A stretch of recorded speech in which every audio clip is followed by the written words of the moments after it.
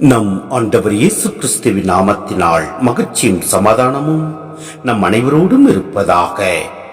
ரோமையர் 8:31 முடிய. இதற்கு மேல் நாம் என்ன சொல்வோம்? கடவுள் நம் சார்பில் இருக்கும்போது நமக்கு எதிராக இருப்பவர் யார்? தம் சொந்த மகன் என்றும் பாராது அவரை நம் அனைவருக்காகவும் ஒப்புவித்த கடவுள் தம் மகனோடு அனைத்தையும் நமக்கு அருளாதிருப்பாரோ? கடவுள் தேர்ந்து கொண்டவர்களுக்கு எதிராய் யார் குற்றம் சாட்ட இயலும்? அவர்கள் குற்றமற்றவர்கள் என காட்டுபவர் கடவுளே. அவர்களுக்கு யார் தண்டனை தீர்ப்பு அளிக்க இயலும்? இறந்து ஏன் உயிருடன் எழுப்பப்பட்டு கடவுளின் வலப்பக்கத்தில் இருக்கும் கிறிஸ்து இயேசு நமக்காக பரிந்து பேசுகிறார் அன்றோ? கிறிஸ்துவின் அன்பிலிருந்து நம்மை பிரிக்கக்கூடியவை எது? வேதனையா, நெருக்கடியா, இன்னலா, பட்டினியா, ஆடையின்மையா, இடரா, சாவா? எதுதான் நம்மை பிரிக்க முடியும்? உன் பொருட்டு நாள்தோறும் கொல்லப்படுகிறோம், வெட்டுவதற்கென நிறுத்தப்படும் ஆடுகளாக கருதப்படுகிறோம் என மறைநூலில் எழுதியுள்ளது அன்றோ? ஆயினும் நம்மேல் அன்பு கூர்ந்தவர்களின் செயலால் மேற்கூறியவை அனைத்திலும் நாம் வெற்றி மேல் வெற்றி அடைகிறோம்.